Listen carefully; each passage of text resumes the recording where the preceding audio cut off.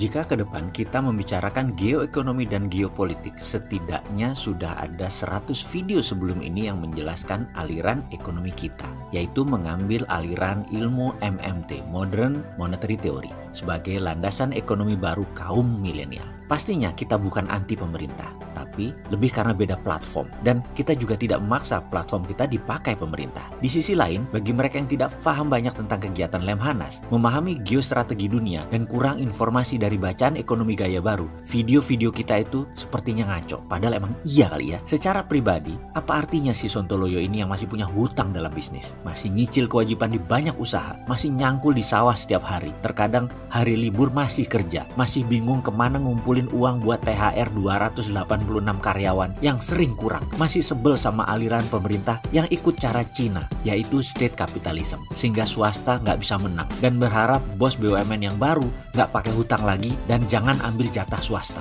Terus orang kayak gini sok-sokan mau bicara beda platform kelola negara. Belanggu bener ya. Bayangkan platform bernegara yang kita anut rasanya sangat Pancasila dan sangat Undang-Undang 45 banget, seperti usulan kita yang masukkan GBHN lagi ke Undang-Undang Dasar. Itu saja pasti kita dihujat. Platform usulan kita masukkan TNI, Polri, ASN, pegawai negeri ke parlemen, ke DPR. Ada fraksinya di DPR. Itu pasti dihujat juga. Menswastakan BUMN jadi hanya 5-7 holding, di mana 700 dari 800 perusahaan BUMN dijual ke publik agar tidak jadi sapi perah penguasa dan politikus. Itu juga pasti dihujat. Meniadakan kartel impor diganti dengan pajak impor juga pasti dihujat. Saran si Sontoloyo untuk Departemen Perdagangan tidak pakai kuota pasti dihujat. Saat ini ada yang namanya kuota impor. Jadi yang pegang kuota yang mengendalikan harga. Apa yang terjadi kalau kita ubah? Semua boleh impor asal bayar pajak atau tarif yang mahal. Mampus itu para mafia, karena mafia kan pegang kuota impor. Ya begitulah, kalau mau berubah, yang diubah platformnya, bukan diubah orangnya, bukan diubah partainya,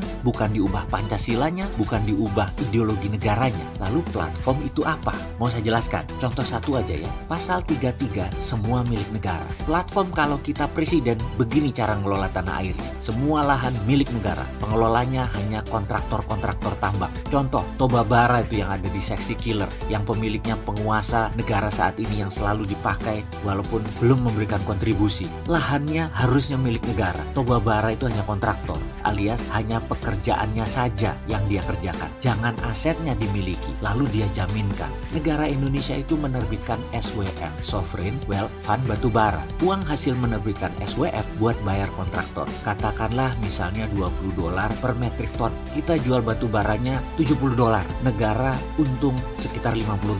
Kalau sekarang perusahaan tadi memiliki aset dan boleh menjaminkan aset lahan tersebut, lalu dapat pinjaman dan uangnya buat produksi. Yang dapat $50 adalah mereka. Loh kok enak? Dan juga kontrak karya atau IUPK versi SDM Jilid 1 kemarin kita tuntut di MK. Sebenarnya semua itu melanggar konstitusi undang-undang pasal 33. Kalau SWF tidak, itu yang dimaksud beda platform. Ya sudah, ada 1000 video dalam 3 tahun ke depan. Kita ajari siapa saja yang mau jadi negarawan. Mudah-mudahan ada yang mau dengar. Lah saya ini kan memang wong bodoh yang aku pinter. Mudah-mudahan sekali lagi ada yang mau dengar.